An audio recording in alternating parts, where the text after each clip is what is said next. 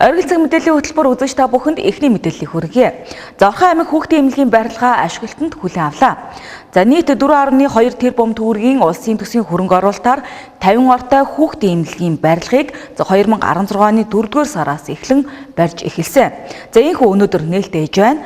За зойрын давхартайгаа нийлээд 5 давхар барилгыг улсын төсвийн хөрөнгөөр Улаанбаатар хотын Цомбон Тоос компани барьж гүйцэтгэсэн байна.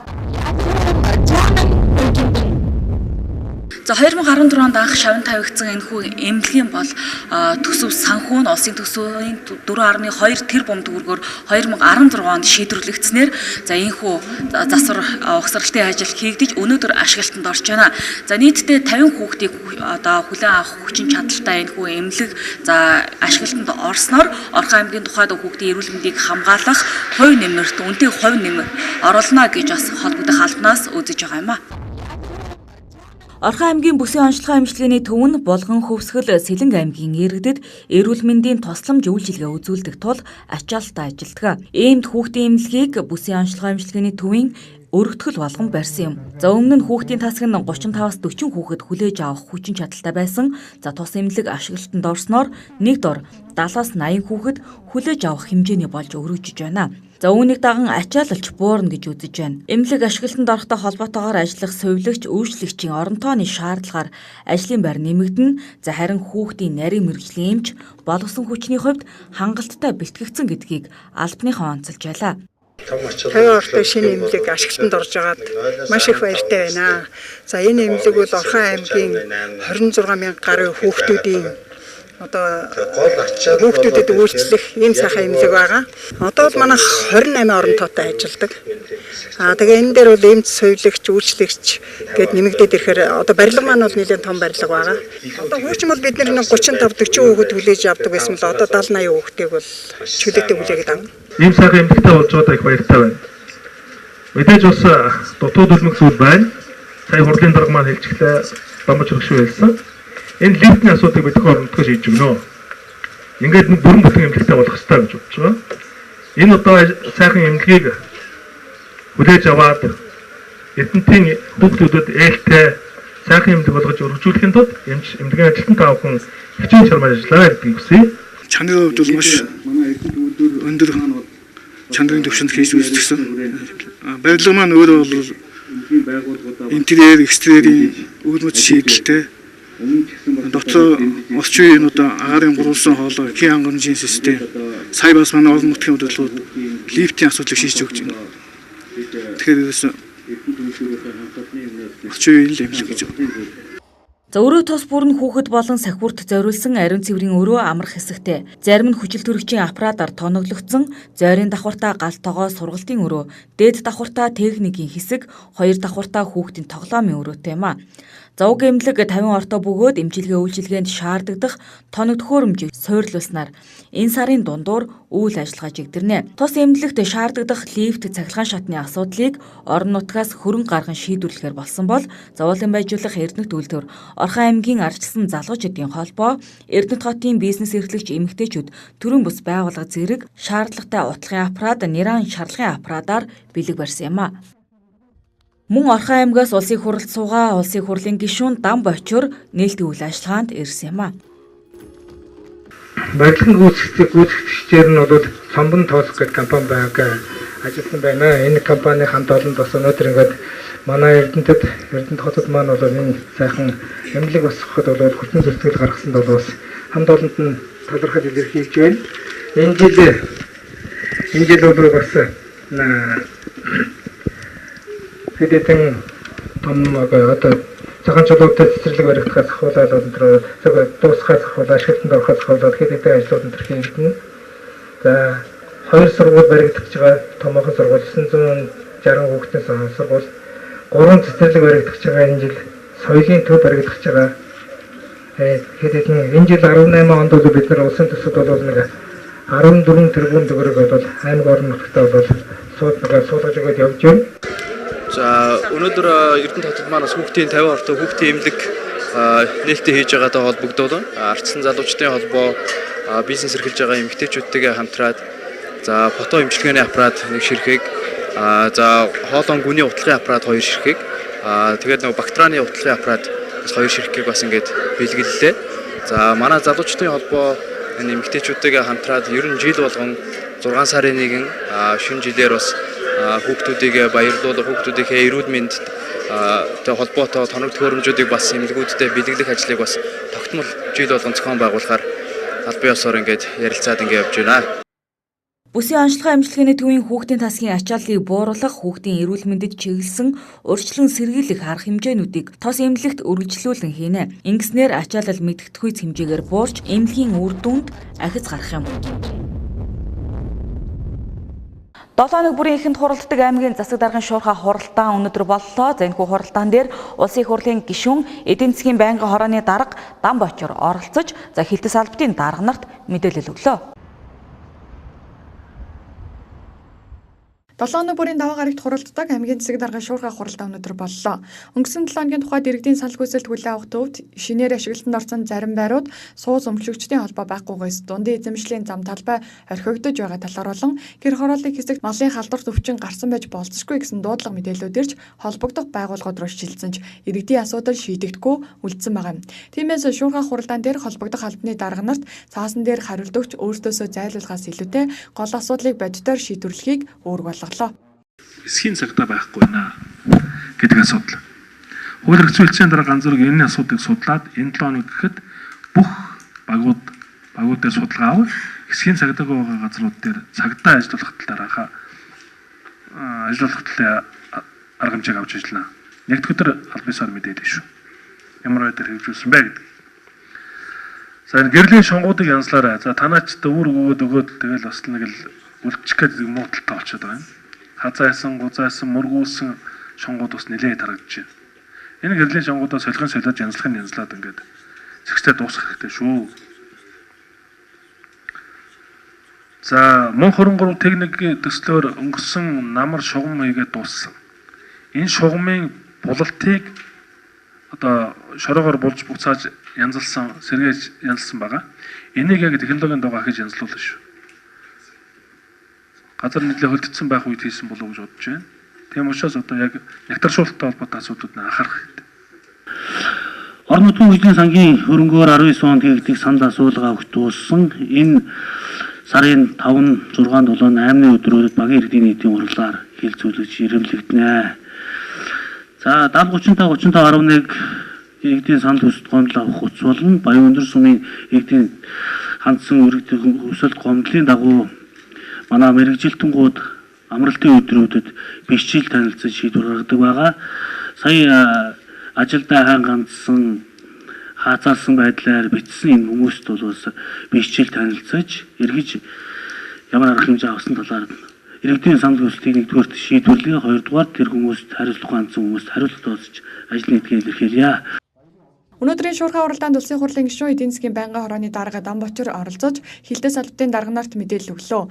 2018 онд Орхон аймагт 14 тэрбум төгрөгийн бүтээн байгуулалтын ажил хийгдгээр болжээ. Үүнд 1-р сургуулийн өргөдөл болоод Аршаант багийн сургуулийн ажил, за 3 цэцэрлэгийн ажил багтаж байгаа. Мөн цаг агаар дулаарч байгаа учраас төрийн орон сууцны корпорацийн барилгын ажлыг яаралтай эхлүүлэх ажлыг хөдөлнө. Ерөнхийдөө 2018-2019 онуудад улсын эзэмшлийн хөрөнгө оруулалтаар аль болох олон ажил хийхээр төлөвлөж байгаагаа хэлж байсан юм. Яг эдийн засаг бол хамаргүй байна. Гэхдээ нэг үе бодвол хадсангүй сайжирч байна. Оны сүүлд рүү төрийн албан хаагчдын цалин нэмэгдэнэ. Тэтгэвэр бас нэмэхээр ярьж хаж байна. Оны эхэнд бол бас сая нэмсэн. Маш хүнд төвөгтэй шийдвэрүүд гаргаж байгаа. Байнгын орон даргын хувьд бол сүүлийн үед амаргүй байгаа. Хороо үжсгөө сууцгааж байна. Тэгээд яг нэг үе бодвол бас хадсангүй сайжирч байна. Зүгээр хэдэн зүйлүүдийг бас шийдэж байгаа гэдэг би зүгээр та бүхэнд хэлэх гэсэн. Одоо удахгүй цагаанчлуудаар бол нэг цэцэрлэг ашиглалтанд орно. 9 сарын 1-ээс бол ашиглалтанд орох байх гэж бодож байгаа. Камеруудыг бол энэ тэнд дотор байгаа камерууд байвал сумдынхан одоо багуудынхан засаг дарга нар аймгийнхан засаг даргад хандаад саналаа өгөөрөө нэмж өгнө. Камеруудыг нэмж өгөө гэсэн юм бодолтой байгаа. За шөнийн тариф бол 50%-аар хямдарч явж байгаа эрдэнэтэд тоолрууд нь хөнгөлөлтөөр өгч байгаа гэж би ойлгож байгаа. энэ жилээс зарим тоног төхөөрөмжүүдийг бол үнэгүй хямдралтаар халаагууруудыг өгөх бодолтой байна. Тийм учраас аймгийн орон нутгийн хэрэгцээнүүдийг гаргаад ирээрэй та бүхэн. Мөн улсын хурлын хуралдаанаар иргэд олон нийтийн санал асуулгыг авч үндсэн хуулинд орох өөрчлөлтүүдийг нэгтгэсэн асуудлыг хилцэх хаж эрдэмтдүүдийн олон жил ярьсан Орхон аймаг өөрөө хотын статустай болох үндсэн хуулийн өөрчлөлтийн асуудлыг наадмын өмнө хуралдах улсын хурлын хуралдаанаар гишүүд хэлэлцэхээр төлөвлөсөн гэдгийг хэллээ. Уг өөрчлөлтийн дагуу дархан Эрдэнэт зэрэг хот бий болж иргэдийн өмнө хамгийн их тулгамддаг газрын асуудал шийдэгдэх боломжтой болох юм. За өнгөрөх 6 дугаар сарын 1-ний өдөр Орхон аймагт ерөнхий боловсролын Орхон эмпати сургуулийн сурагчид хоолны хоортлогод орон хүндэрсэн шалтгаанаар эмнэлгийн тусламж үйлчилгээг авчээ. За нийт 50 гаруй хүн хордлогонд орсон учраас аймгийн засаг даргын захирамжийн дагуу онц байдал зарлан яаралтай арга хэмжээг авсан байна. За холбогдох албаныхнаас өгсөн урьдчилсан дүн мэдээгээр шигээлийн нянгаар халдварлагдсан болох нь тогтоогдсон байна. 6 дугаар сарын 1-ний өдөр бол Орхон аймагт үйл ажиллагаа явуулдаг төвөг сургуулийн сурагчид хоолны хордлогонд орсон гэсэн мэдээлэл бол эрүүл мэндийн газар болоод бүсийн онцлогын эмчилгээний төвд очин зарим эхний хүүхдүүд хэвтэн эмчилүүлж эхэлсэн байна. За одоогийн байдлаар бол яг халдвартын тасагт 45 хүн эмчилүүлж байна. Тэгэхээр энэхүү өвчин яг юунаас шалтгаалсан бэ гэхээр ер нь бол шигээлийн нэм буюу бохирын нянгаас үүдэлтэй гэсэн мэдээллийг бол холбогдох албанаас өгч байгаа. Булган аймагт 2 гадуур эмчилгээтэй, халдварт өвчин судлалын үндэсний төвд 3 эмчилгээтэй, за эмнэлэг твтээд биеийн байдал өрхийн эмчийн хяналтанд шилжсэн 2 сурагч байна. Одоогор хүүхдүүдийн биеийн байдал эрс үе бодвол сайжрал авч байгаа. Цусан суулга, шигээлийн нянг гэд энэ яг юунаас үүдэлтэй? За яг олон шалтгаантай хоол түүхийд бохирлогдсон байж болно. Хоол үйлдвэрлэх явцдаа технологи алдагдсан байж болно. Эсвэл тэр хоол үйлдвэрлэх үйл ажиллагаанд оролцож байгаа хүмүүс энэ ян тэгч энэ өвчнөр өвдсөн хүмүүс ажиллаж явах юм магадaltaй байгаа. За яг хүнснээс болж байгаа гэдэг нь бол мэргэжлийн хяналтын газар хүнсүүдэ аж ахуйн газар бид нар бол хамтарч бас ажиллаж байна. Орхон аймгийн засаг даргын 6 дугаар сарын 2-ны өдрийн А-дороо 357 дугаар захирамжаар шуурхай ажлын хэсэг байгуулан тус үйл ажиллагааг төр зогсоож ариутгал халдваргүй зөвлөлтхийн бусад хүүхдийг шинжилгээнд хамруулсан байна. За халдварт өвчин судлалын үндэсний төвийн баг бүрэлдэхүүн тус аймагт ажилласан. За өнөөдрийн байдлаар Орхон аймгийн бүсийн онцлогын эмчилгээний төвийн халдвартын тасагт Орхон эмпати сургуулийн 45 хүн хэвтэн эмчилүүлж байгаагийн 40 сурагч, 5 сургуулийн ажилтан албан хаагч гэж байна. Эмнэлзийн хувьд мэдрэл, хордлого, зүрх судас болон хоол боловсруулах замын хордлохоор эхлэж 2-3 хоногийн дараагаар цусан суулгын эмнэлзүү зөнхилсөн гинэ. За онц ноцтой үеийн эмчилгээний үр дүнд давсан ч биеийн байдал хүндөвтөр 13 хүүхэд байна. За өөр аймаг орон нутаг болон Улаанбаатар хотод хэвтэн эмчилүүлэсэд бий гэдгийг албаныхан хэлж байна. 45 хүнээс бол ерөнхийдөө анх ирэхэд бол хэвтэж байгаа хүмүүсийн эмнэлэгт хандж байгаа хүмүүсийн 80% нь ер нь хүндөвтөр хүнд ирсэн шүү дээ. Тэгээд энэчээс бол эрчим тэмчилгээнд бол авсан нь бол нэг хүүхэд байгаа. За одоогор бол эрчим тэмчилгээний палатнаас гарсан ердийн палатанд байж байна. За одоо бол яг анхаарал татах нэг 13 суулгалт ихтэй, зовир ихтэй хүүхдүүд байна. За тэгээд өвчин бол анх дотор муухайрах, унах гад айлзаад байх, толгой эргэх, явж чадахгүй байх, хар хөлс цутгах, гицээр хүчтэй бацалж өвдөх, гүйлгэх, суулгах. За ийм зовирууд бол илэрсэн хүүхдүүд байсан. Ерөнхий боловсролын Орхон эмпати Монгол Туркийн хамтарсан сургуульд 213 хүүхэд суралцдаг бөгөөд сургуулийн дотор байранд 42 эрэгтэй, 56 эмэгтэй нийт 96 хүүхэд байрладаг. Тэд 5 дугаар сарын 30-ны өдөр зугаалганд явсан өдийн хоолндоо өндөгтэй кимбаб, пирожки, тарвас, гуляш, будаа гоймонтой шүл, төмсний хучмал, жимсний салаад цэцэргийг идэжээ. Нийт эмчилгээ хийлгэж байгаа эрэгтэй сурагчдын биеийн байдал хүндэрсэн гин. За учир нь нянгаар бохирлогдсон хоол хүнсийг их хэмжээгээр эзэнтэй холбоотой гэдгийг эмч мэргэжилтэн хэлж байна. Бас эрэгтэй бол маш өндөр халуурч ирсэн. Бүр хүүхдүүд 39, 40, 40.5 халуурсан хүүхдүүд ирсэн. За ирсээр бол ерөнхийдөө давтаж халуурсан хүүхэд нэг хэд цөөн тоон байна. Эмчилгээний явцад бол биеийн байдал сайжирч байна. Харин үүсэт байгаа нөхцөл байдлын тухайд аялал зугаалгатай холбоотойгоор хоолнд хордсон уу эсвэл сургуулийн цайны газрын үйл ажиллагаатай холбоотой юу гэдэгт албан бус мэдээллүүд байсны дагуу аймгийн засаг даргаас дараах тайлбарыг авлаа. За эцсийн байдлаар шинжилгээний хариунууд нь аль биесээр гараагүй байна. За халдварт өвчин судлалын үндэсний төвөөс баг ирж ажилласан. За энэ багийнхан сая 2 өдөр ажилласан ажлынхаа дүгнэлтийг танилцуулсан. За энэ дүгнэлтээр бол гарсан зөрчил дутагт эрсдлийн талаар мэдээлэлүүд өгсөн байгаа. Үүнээс ерөнхийд нь шалтгаалсан улбаалсан зүйл байна гэж.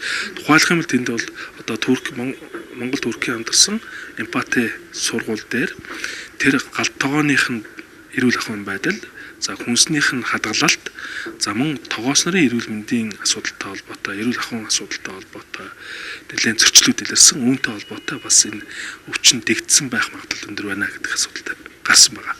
Мэдээж одоо хоолны дээж энэ төр авч тавьсан байх хэрэгтэй байсан ч гэсэн энэ сургуулийн одоо тэр гал тогооныхын одоо гал зуухныхын хоолны одоо үйлчлэг үзүүлж байгаа аж ахуйн нэгжийнхэн маань хоолны дээж авдгүй байсан юм байна.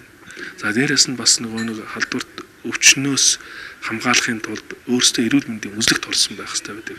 Тэр нь бас орж байгаагүй байсан юм байна гэд олон асуудлууд байна. Энэ бүхнийг эцэслэн тодруулаад шинжилгээний хариутай багцлаад одоо бид нар бас эргэж хариу өгнө гэж бодож байна. Албан бус мэдээллээр тус сургуулийн цайны газар тухайн өдрийн хоолны төлөвлөгөөг өөрчлөн хонсон хоолоор үйлчилсэн. Мөн галтгоонд ажиллаж байсан ажилтан шигээлийн янгаар өмнө нь халдварласан байсан гэдгийг мэргэжлийн хяналтын шалгалтаар илрүүлсэн байна. Энэ нь хордох шалтгаан нөхцөл болсон байж болзошгүй юм. Одоогоор хордлохын учир шалтгааны талаар эцсийн дүгнэлт гараагүй байгаа юм а. Орхон аймагт өнгөрөх 5 дугаар сарын 18-ны өдрөөс эхлэн хот доторх нийтийн тээврийн үйлчилгээг эргэд хянах боломжтой GPS системийг нэвтрүүлж эхэлсэн.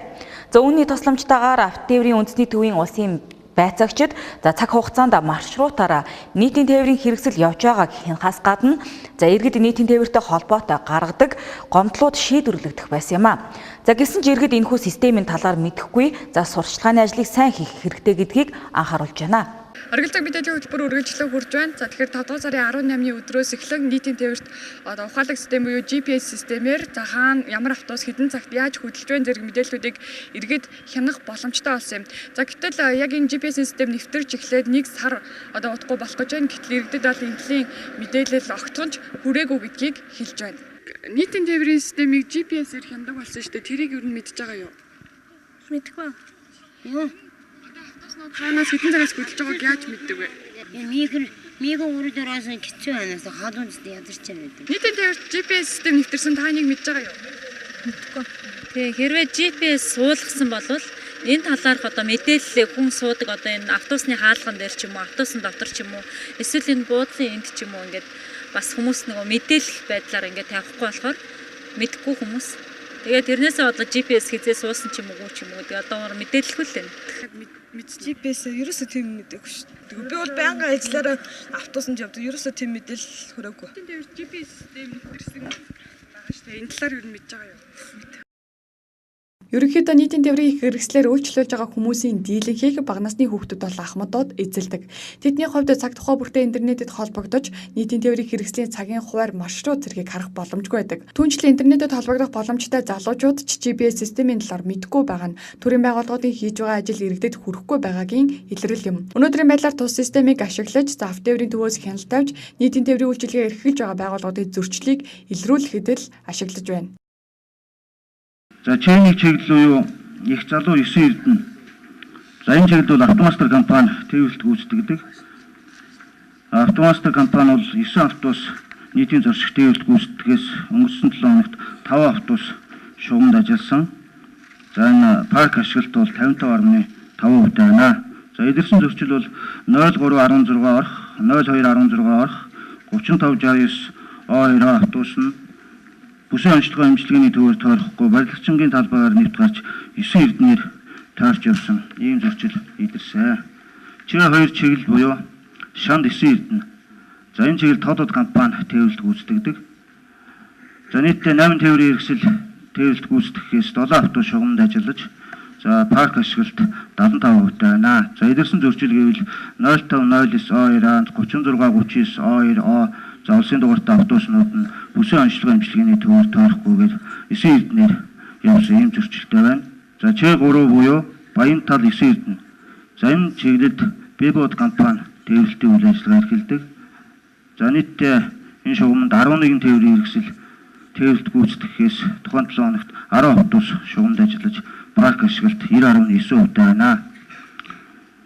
Ч4 чиглэл Сагсаа 9 эрдэнэ. Мөн Бебод компани тээвэрлэлтийг гүйцэтгэдэг. За энэ чиглэлд нийтдээ 9 тээврийн хэрэгсэл нийтийн зорчигчдын үйлд гүйцэтгэхээс тухайн 7 хоногт 7 тээврийн хэрэгсэл гүйцэтгэж парк ашиглалт бол 90.9% байна. За илэрсэн зөрчил гэвэл 0484 эрх улсын дугаартай автобус нь бүсийн онцлогоо амжилтгийн төвөөр тоохгүй мөн одоо барилгын талбайгаар тойрч 9 эрдэнээр явсан. За ийм зөрчил идэрсэн байна. Иргэдийн санал хүсэлт хүлээн авах төв болоод манай телевиз иргэдийн эндэр нэвтрүүлэгт иргэдээс ирдэг түгээмэл асуудлуудын нэг нь нийтийн тээврийн хэрэгсэл цагтаа явдаггүй удаан хүлээлгдэг цагаасаа эрт буудаг зэрэг асуудлууд байдаг. Гэтэл энийг шийдвэрлэх арга замыг нэвтрүүлж иргэд өөрсдөө нийтийн тээврийн хэрэгслээ хянах боломжийг олгосод сурчлагын ажил хийгдэггүйгээс бараг сарын хугацаа өнгөрчгөө тахад иргэд мэдэхгүй байгаа юм. Иргэдийн зүгээс та үүнийгээ сурталчилж үйлчилгээ үзүүлж байгаа кондуктор болоо жолоочд мэдээлэх автобусны буудлууд дээр зарлал наах гэх мэтээр сурчлагын ажлуудыг хийх шаардлагатай гэдгийг илэрхийлж байгаа юм. Орон даяар зохион байгуулагдаж буй Монголын сонсын үндэсний аян 5 дугаар сарын 8-ны өдрөөс эхлэн 6 дугаар сарын 2-ны өдрийн хооронд Орхон аймагт болж өндөрлөлөө. За энэ хүрээнд Орхон аймгийн хэмжээнд нийт 10 удаагийн уулзалтыг зохион байгуулж нийт 20 гаруй мянган иргэдтэй уулзсан байна. Орон даяар зохион байгуулагдаж буй Монголын сонсын үндэсний аян 2018 оны 5 дугаар сарын 8-наас 6 дугаар сарын 2-ны өдрүүдэд Орхон аймагт болж өнгөрлөө. Аяны хүрээнд Орхон аймгийн хэмжээнд нийт 10 удаагийн уулзалт зохион байгуулж 20 гаруй мянган иргэнд ардчилсан намын шинжилгээний бодлого, үзэл баримтлалын шинжилсэн төсөл, үндсэн дүрмийн талаар болон орон нутгийн удирдлагуудын үйл ажиллагаанд дүгнэлт хийн мэдээлэл хүргэж 2000 гаруй иргэний санал хүсэлтийг сонссоо. Уулзалтын үеэр ажилгүйдэл, ядуурал, архиталт, эрх баригчдын харалгаан шийдвэр, тансаглал, үрийн асуудлыг иргэдийн дийлэнх нь хөндөж орон нутагт бүтээн байгуулалтын ажил огт хийгдэггүй гэдгийг онцолсон. Одоогийн байдлаар иргэдээс ирсэн санал хүсэлтийг эренблэх, багцлах, боловсруулах ажлыг гүйцэтгэж байна. Мөн аянтай холбоотой эерэг сүрэг олон мэдээлэл үр дагаврууд гарсныг ч онцолж байна. Ер нь бол ард түмэн маань бухимдалтай байна. Орхон аймгийн маань үнэхээр бухимдалтай байна. Би өөрөө бизнесмен хүн. Би өөрөө энэ Орхон аймгийн унган хүүхэд. Энэ бүхнийг ингээ харж байхад бидэд хамгийн гол асуудал бол ажлын байр алга байна. Ажилдаа орлоготой монголчууд болчвол бүх юм болчих гээд байдаг. Манай намын гол одоо өрөө бол ажилдаа орлоготой монголчуудаа бий болохын төлөө Орхон аймгийн ард иргэд ажилдаа орлоготой байхын төлөө би бүхэн дуу хоолойгоо өргөе, иргэдийн дуу хоолойг сонсъё гэж энэ арга хэмжээ зохион байгуулсан. Маш олон эерэг зүйлүүд ажиглагдаж байна. За дээрээс нь сөрөг юмуд гарч байгаа. За тэр сөрөг гэдэг нь юу гэхлээр зэрэг манай Монгол ардын нам, Монгол ардын явуулгалт нам одоо манай арчсан намын явуулж байгаа бодлого энэ Монголоос сонсон аян гэдгийг сөрөг талаас нь бас олон түмэнд хүргэхийг хичээж байна. Энэ бол бас улс төрийн намуудын хувьд бол байх ёстой үзэгдэл гэж ойлгож байгаа. Энд бол бид их одоо сандраа твдээд байх асуудал байхгүй. Эднээс хийдэг ажлаад хийж л байгаа. Бид энийг бол шантрахгүйгээр цаашаа даваад гарнаа. Тэгээ үргэлжлээд манай арчсан намын бодлого бол нээлттэй бодлогын нам болж байгаа. Тэгээ энэ ажлын хүрээнд явагдаж байгаа ажил олон түмнийхээ үгийг сонсох, үзэл бодлыг илэрхийлэх, за дээрээс нь тэр гарч байгаа сан санаачлагын арчсан намынхаа бодлого цаашдын бодлого мөрийн хөтөлбөрт тусгаж ажиллах ийм зорилготой ийм арга хэмжээ болсон. Монголын сонсын аяны хаалтын үйл ажиллагааг 2018 оны 6 дугаар сарын 2-нд зохион байгуулж, бүрэн бүсд яваад дахиж хурдан морь уралдуулан, хүчит бөхөө барилдуулан наадсан бөгөөд за орой намрын талбайд шоу тоглолт зохион байгуулсан. Шоу тоглолтод хурд чон хамтлагууд аядуугаа өргөж The Voice of Mongolia шоуны шилдэг оролцогчид эрдэмтчүүдэд мэдчилгээ дэвшүүлсэн юм. Мөн хаалтын үйл ажиллагаанд улсын хурлын гишүүн Ардчилсан намын дарга Эрдэнэ, Ардчилсан намын хэрэг эрхлэх газрын дарга Одоёр, Орхон аймгийн Ардчилсан намын дарга Батхуйг болон намын удирдлагууд холбогдох албаны хүмүүс оролцож, цугласан олон баяр хүргэж талархал илэрхийлсэн юм. Зохион байгуулж байгаа энэ аяны хүрээнд өнөөдөр Орхон аймагт бас Монголын сонсын үндэсний аян маань явагдаад өнөөдөр албан ёсоор дуусж байна. За энэ үндэсний аяны хүрээнд бид нар иргэдээ сонсох, иргэдтэйгээ сандлуудлаа солилцох, өнөөдрийн эрх баригчдын явуулж байгаа үйл ажиллагаанд бас үнэлт дүгнэлт өгөх, цаашдаа намаас бас авч хөгжүүлэх бодлого шийдвэртэй иргэдийнхээ санаа оноог тусгах гээд олон бодлого ажлыг бол төлөвлөсөн. Энэ ажил маань амжилттай явагдаж байна гэдгийг хэлэхэд таатай байна. Эрдэнэ тот бол Монголын арчлалын гал голомт болсон цөөн аймагуудын нэг. Тэрдэх 89-90 онд арчлалын анхны салхийг хагалж анхны тэр одоо шангадсан аймагуудын нэг бол яалтч байхгүй манай өнөөдрийн Орхон аймаг. Эрдэнэтотоо Эрдэнэтийн мянган залуучууд энэ арчлын салхийг хагалж Монгол оронд өнөөдөр хувь хүний эрх хэрэгчлөө үндэсний тусгай тогтнолыг авчрахад маш өндөр хувь нэмэр оруулсан юм аа. Орхон аймгийн Ардсан намын сар орчим үргэлжилсэн Монголоос онсын аяны хүрээнд өөрийн зөвлөлийн гишүүдэд сургалт явуулсан ба 2 сумын 24 багийн гишүүдтэйгээ уулзалт зохион байгуулсан.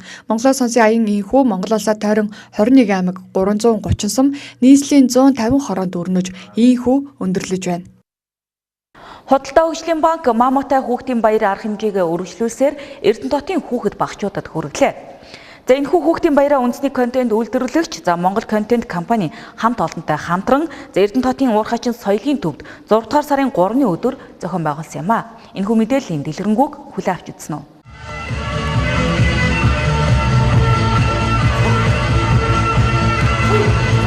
Маамуутай хүүхдийн баярт худалдаа хөгжлийн банкны 200 бяцхан харилцагч хүрэлцэн ирж Маамуу контентын гол дүр өхөөрдөм Ами Тами болон циркийн үзүүлбэр үзэж хөгжөөнд тоглоомоор тоглон өнгөт зураг нүүрэн дээрээ зуруулан эвлүүлдэг тоглоом тоглон хөөрөн баясан сонирхолтой нэгэн өдрийг өнгөрүүллээ. Зохион байгуулагчдын зүгээс гэнтийн бэлэг болгон Маамуу хүүхэлдэйг киноны 2 шинэ ангийг Маамуу брэндийн бэлгэний хамт бэлтгэсэн байлаа.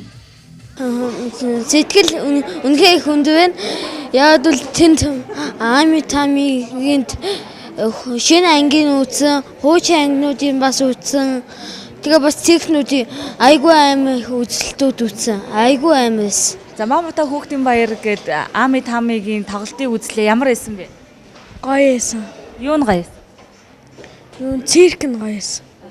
Циркэн дээр нь ямар үзүүлбэр авч? Циркэн дээр нөгөө куб эргүүлээд тэгээд бас дээс тоглосон. Тэгээд энэ ийм гоё тоглолт үзүүлсэн худалдаа хөгжлийн банкны ах эх нартай хандаж юу гэж хэлэх вэ? Гоё үзүүлбэр үзүүлсэнд баярлалаа. Худалдаа хөгжлийн банк Эрдэнэтотын хүүхдийн хадгаламж эзэмшигч хүүхдүүдтэй наснаас нь тохирсон дараах бэлгнүүдийг бэлдэж баярлуулсан ба 3-6 настай хүүхдүүдэд зориулсан арга хэмжээ нь Маамуутай хүүхдийн баяр байсан юм а. За энэ хүүхдийн баярын арга хэмжээнд болохоор худалдаа хөгжлийн банкны хадгаламж эзэмшигч хүүхдүүдээс маань 3-6 насны 200 хүүхэд сонгогдож оролцсон байгаа. За эдгээр хүүхдүүд маань болохоор банкнда хүүхдийн хадгаламж эзэмшдэг, мөн тогтмол шилжүүлгээр хуримтлалаа тогтмол өсгөж байдаг ийм мундаг аав ээжтэй аав ээж нь хүүхдүүдийнхаа ирээдүйд хөрөнгө оруулж чаддаг ийм хүүхдүүд маань сонгогдож оролцож байгаа юм а. За тэгээ худалдаа хөгжлийн банк маань бол хүүхдийн баярын хөтөлбөрийг насны ангиллаар хүүхдүүдтэй урамшуул зарлж зохион байгуулдаг байгаа. За 18 оны 6 сарын 1-ний өдөр буюу хүүхдийн баярын өдрөөр мэндэлсэн хамгийн нялх балчир хүүхдүүдтэй болохоор 20,000 төгрөгийн үлдэгдэлтэй хүүхдийн хадгаламжийг үн төлбөргүй нээж өгөх мөн гарын бэлэг бэлэглэх арга хэмжээг зарласан байгаа. Шинэ бяцхан иргэд буюу 6 дугаар сарын 1-нд төрсэн хүүхдүүдэд 20,000 төгрөгтэй хүүхдийн хадгаламж үнгүй нээлгэх эрх бяцхан харилцагч болон эцэг эхчүүд тус зохион байгуулж буй баярын урамшуулалд сэтгэл хангалуун байсан юм а. Хэрэв та бяцхан үрсдээ хараахан хүүхдийн хадгаламж нээж амжаагүй байгаа бол худалдаа хөгжлийн банк 6 дугаар сарын 30-ныг дуустал хүүхдийн хадгаламж нээлгсэн шинэ харилцагчдаа хадгаламжийн дэвтэр үнгүй мөн таны өмнөөс хоримтлуулах тогтмол шилжүүлгийн үйлчилгээнд бүртгүүлбэл жилийн турш хураамжгүй болсон гэдгийг дуулгаж байна. Бяцхан харилцагчид дараагийн арга хэмжээнүүдэд бүрэн хамрагдах боломжтой юм а.